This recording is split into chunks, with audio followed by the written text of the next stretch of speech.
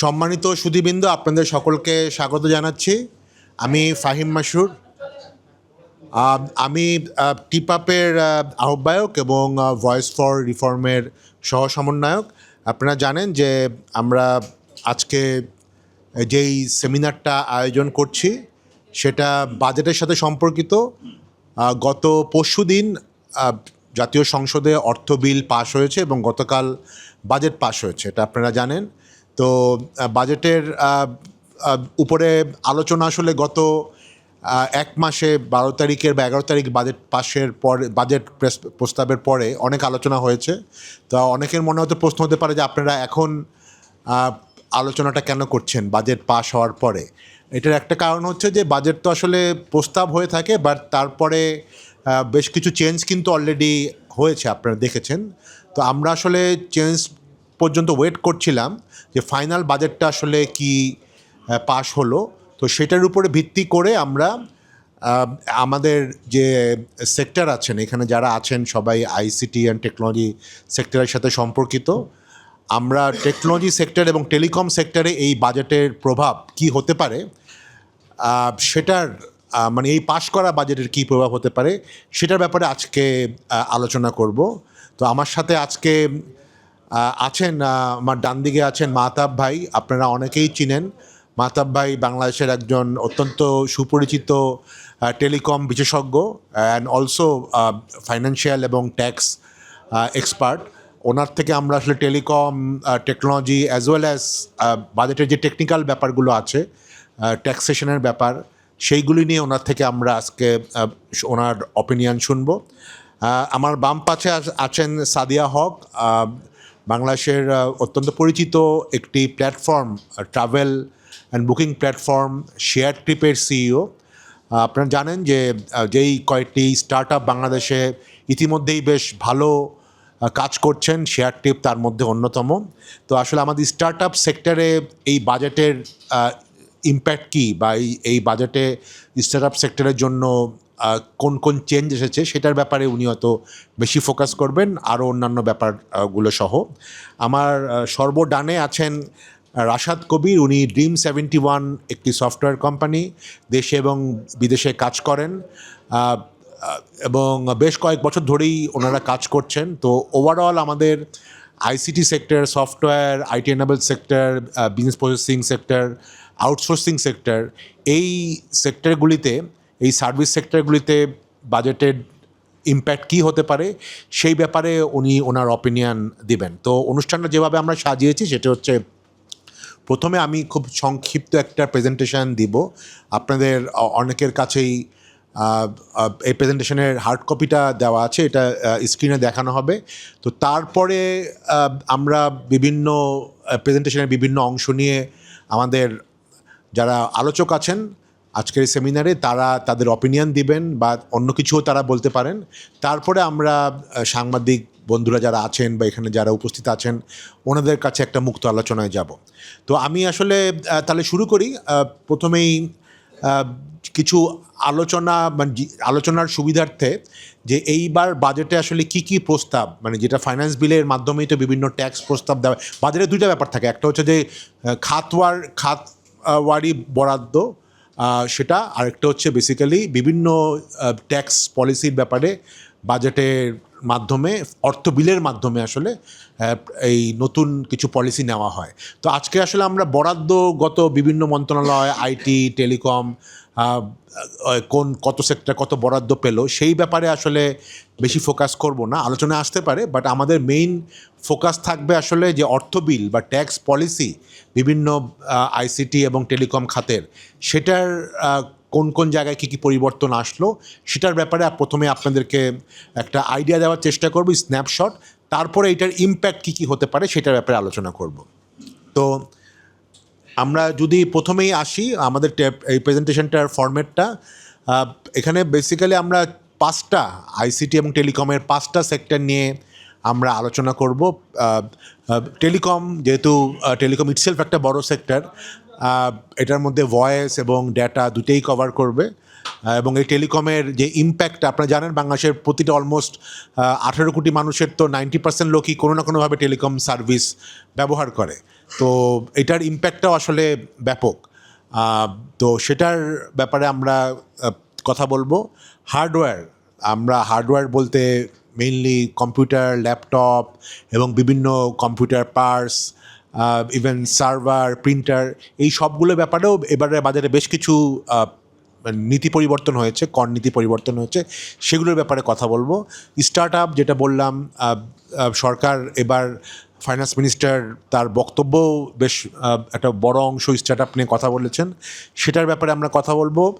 Freelancing, যেটা নিয়ে অনেকেরই আগ্রহ আছেন, পার্টিকুলারলি তরুণদের মধ্যে এটার ব্যাপারে একটা বড় আগ্রহ আছেন।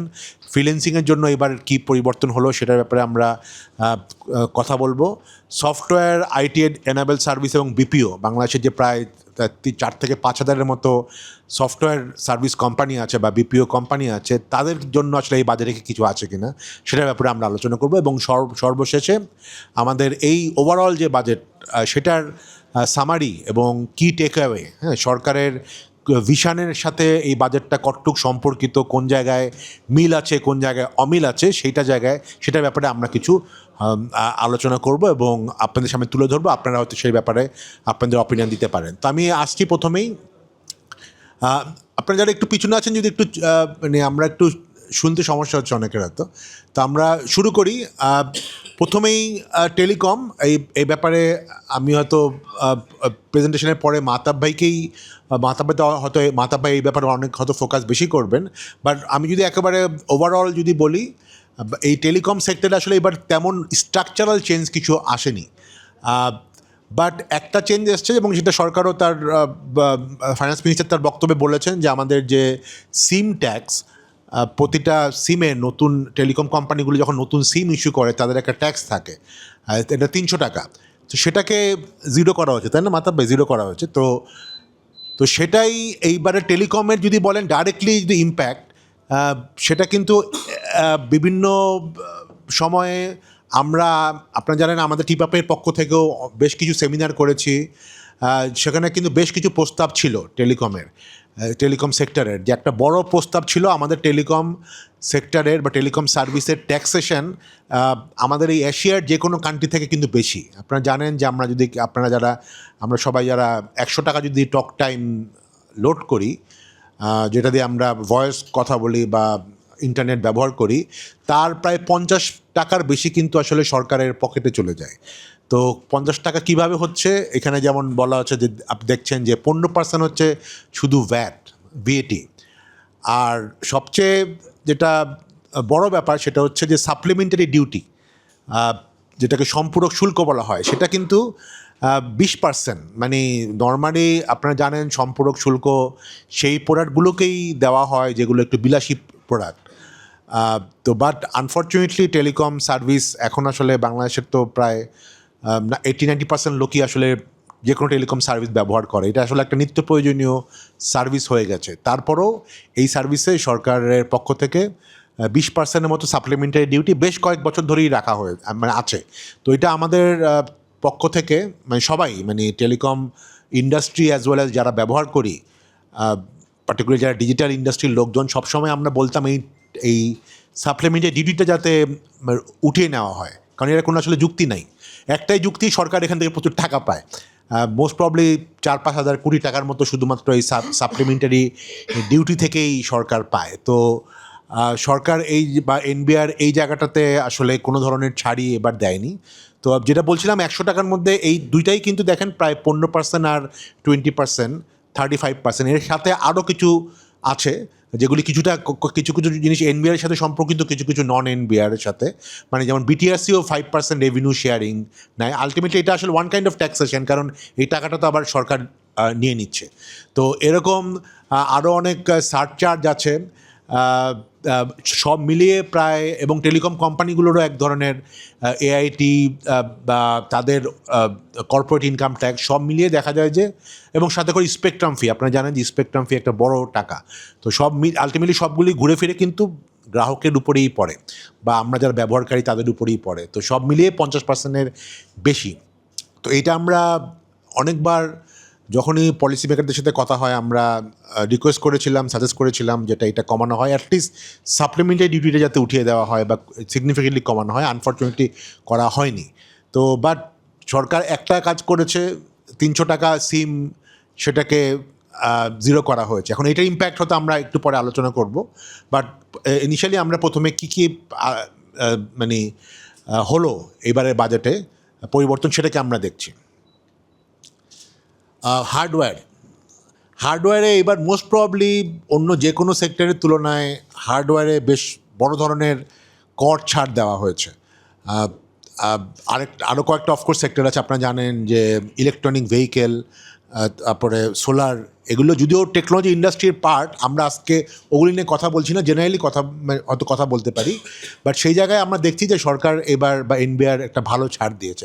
আমি শুধু খুব উদাহরণ দিই, ল্যাপটপ আমরা অনেকেই ইউজ করি।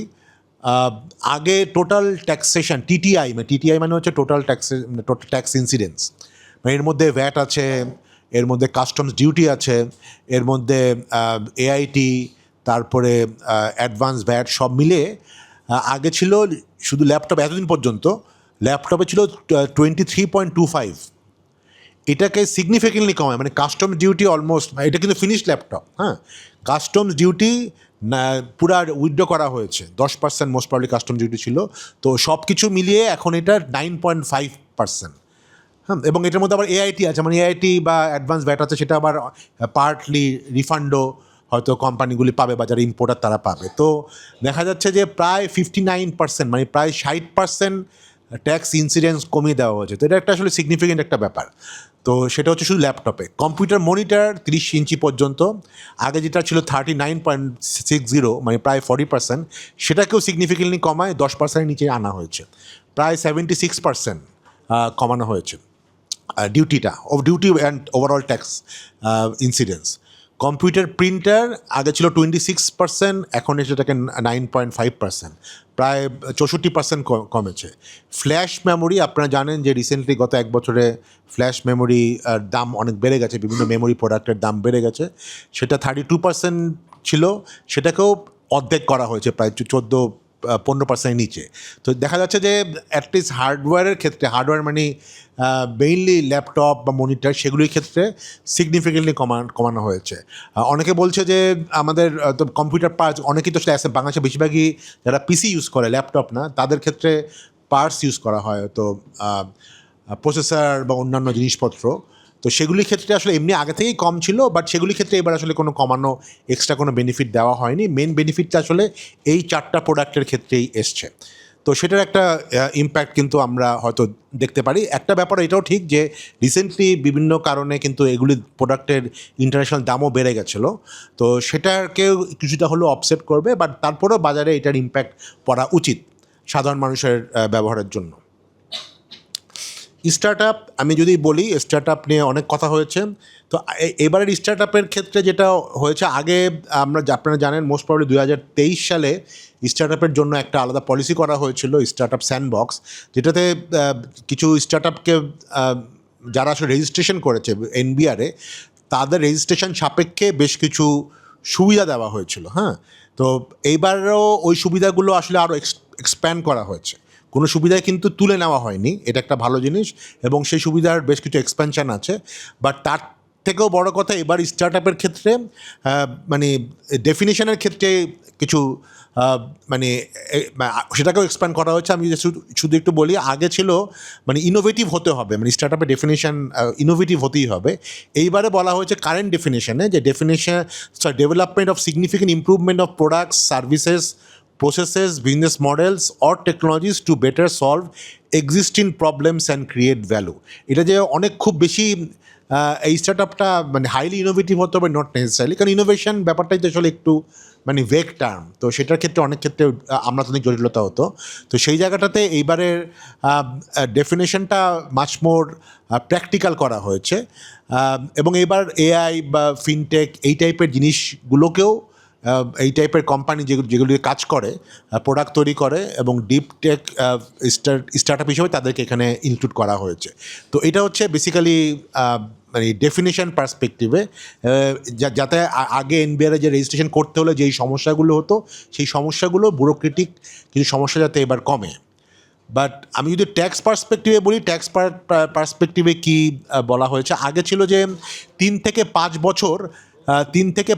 বছর পর্যন্ত একটা স্টার্ট আপ রেজিস্ট্রেশনের পরে 3 থেকে 5 বছর পর্যন্ত তারা এই যে স্টার্ট আপের বেনিফিটগুলো, ট্যাক্স বেনিফিটগুলো সেটা পেত। এখন এটাকে 9 বছর পর্যন্ত করা হয়েছে, যে রেজিস্ট্রেশনের পরে 9 বছর পর্যন্ত তারা এই বেনিফিটটা পাবে।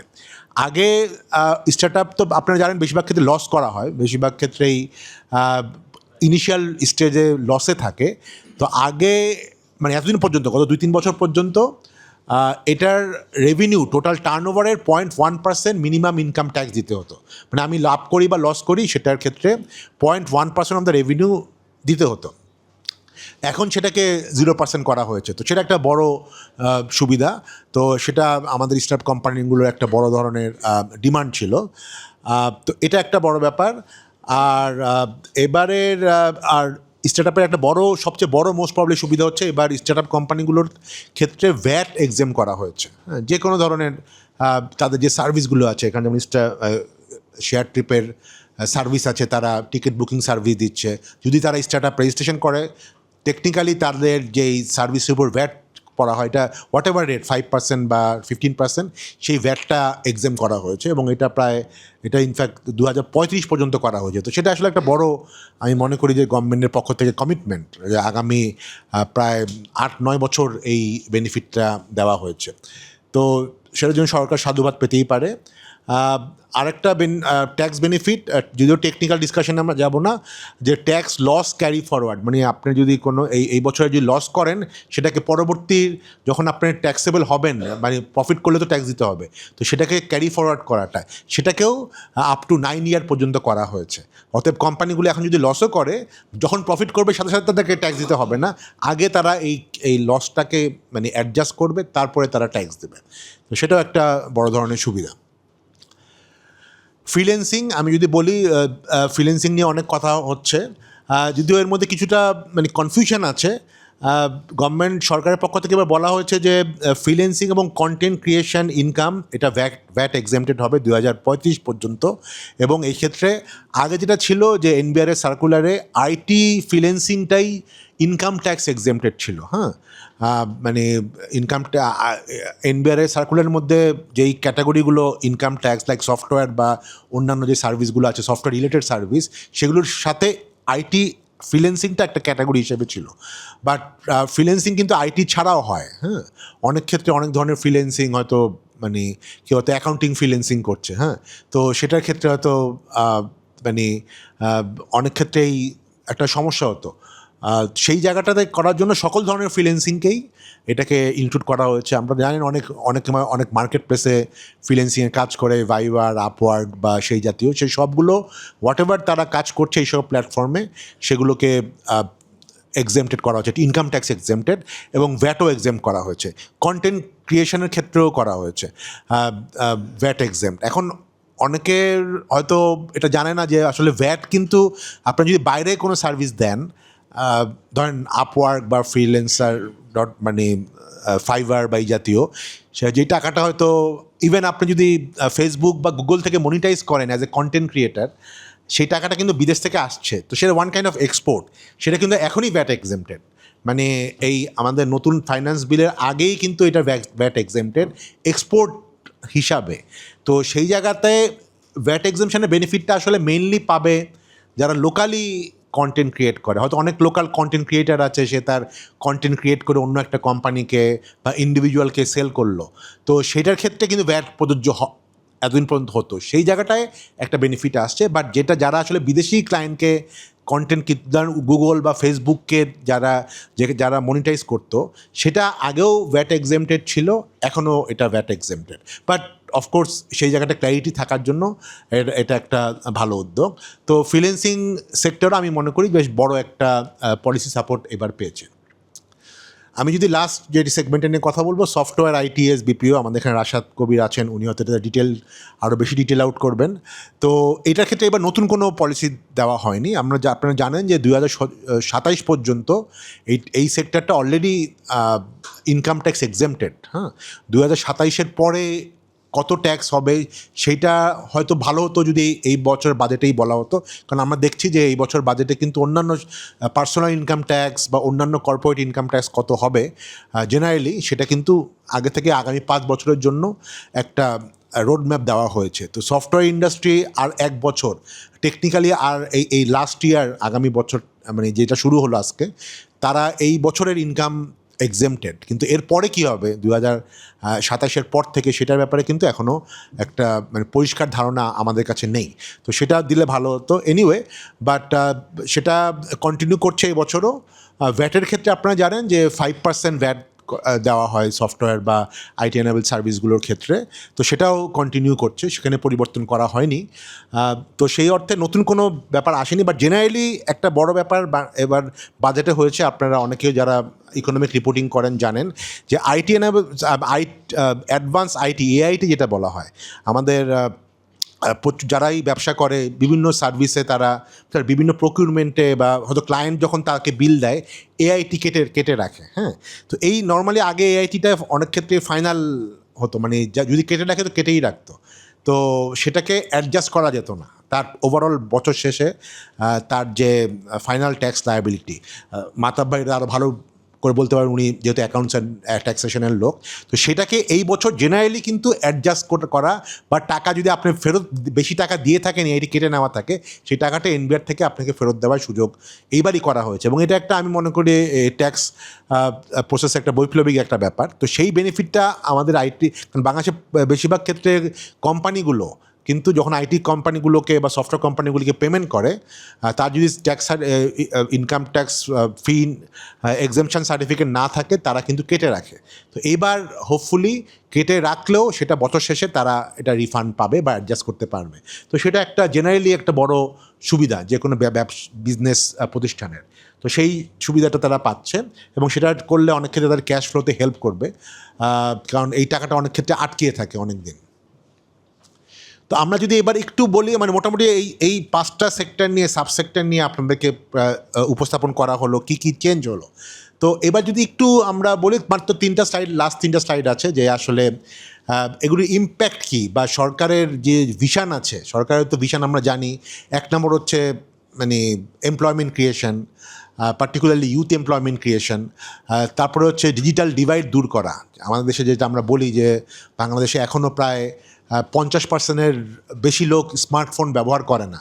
ইন্টারনেটও আসলে ব্যবহার হয়তো 55-60%-এর বেশি ব্যবহার করে না। আপনারা জানেন যে আমাদের যে বিবিএসের যে রিপোর্ট, সরকারি রিপোর্ট অনুযায়ী, তো দেশের প্রায় অলমোস্ট অর্ধেক লোক ইন্টারনেট বা স্মার্টফোন ব্যবহার করে না।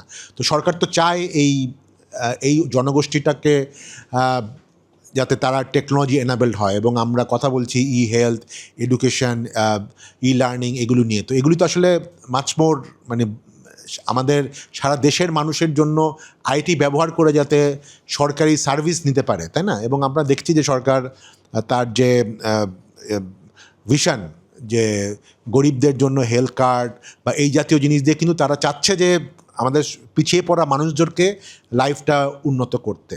তো সেই জায়গাটাতে ডিজিটাল ডিভাইড দূর করাটা কিন্তু সরকারের একটা ঘোষিত মানে পলিসি। তো সেই জায়গাটার ক্ষেত্রে কি আসলে এইবারের বাজেটটা পার্টিকুলারলি টেকনোলজির ক্ষেত্রে কতটুকু আসলে মানে মানে সমন্বয়টা আসলে কতটুকু আছে, যে সরকারের গ্র্যান্ড ভিশন এবং প্র্যাকটিক্যাল যে ট্যাক্স পলিসিগুলো। আমি যদি প্রথমে বলি যে সরকার টেলিকম সেক্টরের যেটা যে সিম ট্যাক্স দেওয়া হয়েছে, ফাইন সিম ট্যাক্সের ক্ষেত্রে 300 টাকা থেকে 0 করা হয়েছে, কিন্তু এই ক্ষেত্রে কিন্তু আপনার মানে বেনিফিটটাকে সাধারণ জনগণ পাবে, বা যারা সাধারণ একজন রিক্সাওয়ালা বলি বা কৃষক বলি, তারা যেই বিলটা দেয় তার ক্ষেত্রে কি টেলিকম বিল, তার ভয়েস কলের বিল বা ইন্টারনেটের বিল কি কমবে? আমাদের হিসাবে কমবে না। এই সিমটার বেনিফিট আসলে কোম্পানির মানে টেলিকম অপারেটাররা পাবে, কেননা অপারেটাররাই নর্মালি এতদিন পর্যন্ত এই 300 টাকা কিন্তু আসলে নতুন সিম কেনার জন্য তারা কিন্তু নর্মালি টাকা নিত না। আপনারা জানেন বেশিরভাগ ক্ষেত্রে টাকা নিত না, তারা একটা সাবসিডি দিত।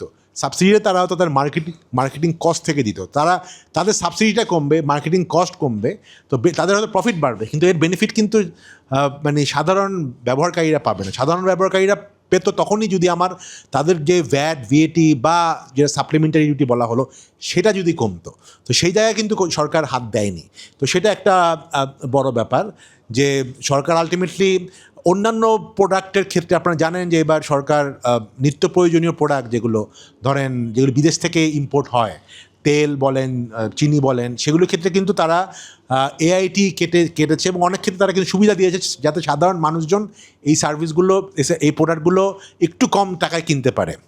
কিন্তু সে তেল, চিনি এগুলিকে সরকার নিত্য প্রয়োজনীয় জিনিস মনে করছে, কিন্তু টেলিকম সার্ভিস যেটা বাংলাদেশের প্রায় 90% লোকই ব্যবহার করে, সেটা একটা দরিদ্র মানুষ হোক, রিক্সাওয়ালা হোক বা মানে মজুর হোক, সেক্ষেত্রে কিন্তু সেটার বেনিফিট তারা পাচ্ছে না, মানে সরকার তাদেরকে আর উল্টা ট্যাক্সেশন কন্টিনিউ করছে। তো সেটা একটা, আমি মনে করি তার ঘোষিত পলিসির সাথে এক ধরনের মানে কন্ট্রাডিক্ট করছে। তো সেটা আমাদের কাছে মনে হয়েছে যে আমাদের এটাকে রেইজ করা উচিত।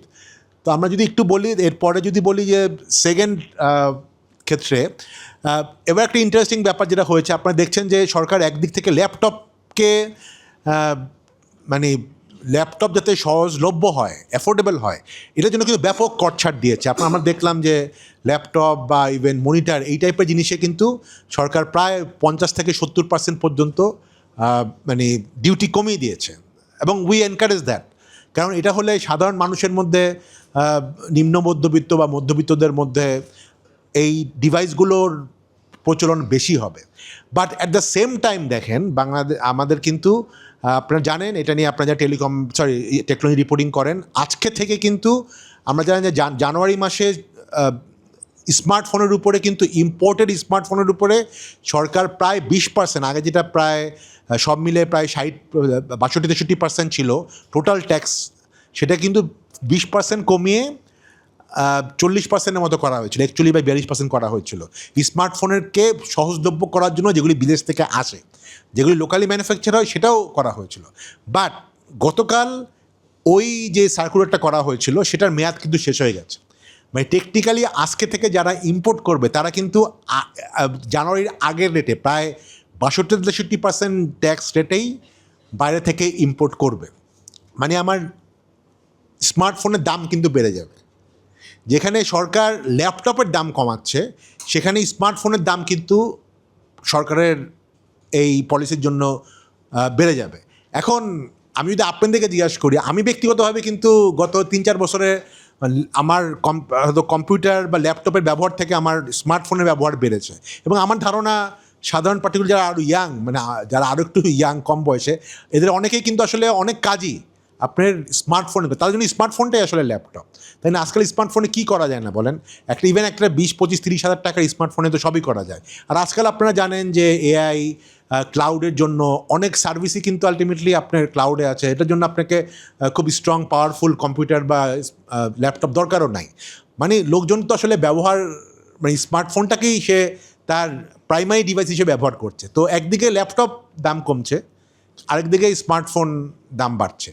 তো এটার যুক্তি হিসাবে বলা হয়েছে যে সরকার চায় যে বাংলাদেশে লোকাল স্মার্টফোন প্রোডাকশান যাতে বাড়ে, এটা আমরা সবাই চাই। কিন্তু এভাবে প্রোটেকশান দিয়ে আসলে একটা ইন্ডাস্ট্রির জন্য প্রোটেকশান দিয়ে, কারণ বাংলাদেশে কিন্তু স্মার্টফোন আমরাও চাই, কিন্তু আসলে একটা বড় অংশ দেখবেন বেসিক্যালি পার্টস আসে শুধু অ্যাসেম্বলিং হয়, হয়তো 10-15% ভ্যালুয়েশন ঘটছে, কিন্তু এখানে কত টাকার এমপ্লয়মেন্ট তৈরি হচ্ছে? আপনি বাংলাদেশের যারা স্মার্টফোন ম্যানুফ্যাকচার আছেন, হ্যাঁ, সবাই তো বাংলাদেশে কিন্তু লোকাল স্মার্টফোন ম্যানুফ্যাকচার যারা লোকাল ব্র্যান্ড ছিল লাইক সিম্ফনি বা ওয়ালটন, ওদের মার্কেট শেয়ার কিন্তু খুবই কম, প্রথমে ছিল, এখন কমে গেছে। বেশিরভাগ স্মার্টফোন ম্যানুফ্যাকচার যারা এখন আছে তারা কিন্তু আসলে আলটিমেটলি চাইনিজ ফোন সেটগুলোই, আলটিমেটলি আমার কি বলে অপো বা ভিভো এই টাইপের সেটগুলোই। এখন ওনারা ইনভেস্ট করছেন, কিন্তু কত লোকের জব ক্রিয়েট করছেন, তাই না? আলটিমেটলি ওইটার বেসিক জিনিসপত্রগুলো কিন্তু চায়না বা অন্যখান থেকেই আসছে। তো ওই একটা ইন্ডাস্ট্রিকে সাপোর্ট দেওয়ার জন্য আমার যে এই প্রায় 10-15 কোটির স্মার্টফোন ব্যবহারকারী বা নতুন যারা কিনবে, তাদের উপরে লোড দেওয়াটা এটা আসলে এক ধরনের কন্ট্রাডিক্টারি, যেখানে সরকার নিজেই ডিভাইস অ্যাভেলেবিলিটির ব্যাপারে কাজ করছে, ল্যাপটপের মতো প্রোডাক্টকে তারা দাম কমিয়ে দিচ্ছে। তো সেটা আমার কাছে মনে হয় যে একটা বড় মানে একটা বিসদৃশ্য একটা ব্যাপার, যে এই জায়গাটাতে আসলে আমার মনে হয় আমাদের কথা বলা উচিত, আমরা তো অপিনিয়ন নিব। আমরা লাস্ট যেটা বলি যেটা হচ্ছে স্টার্টআপের ক্ষেত্রে এটা খুবই ভালো উদ্যোগ যে বেশ কিছু পদক্ষেপ নেওয়া হয়েছে স্টার্টআপকে এনকারেজ করার জন্য, বাট এখনও কিন্তু এনবিআরের, আমার লাস্ট জানা মতে এনবিআরের রেজিস্ট্রেশনে 100-র কম স্টার্টআপ আছে।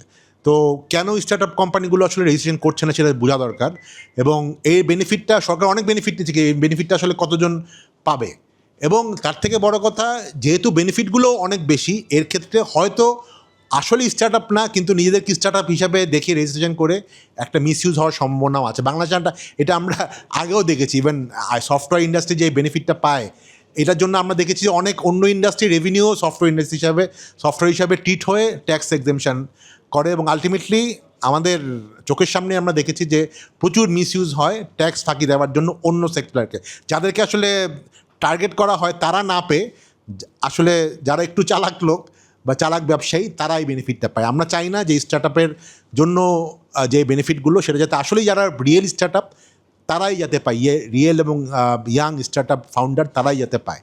তো এটা হচ্ছে এক ধরনের অতীত থেকে শিক্ষা নিয়ে বলা।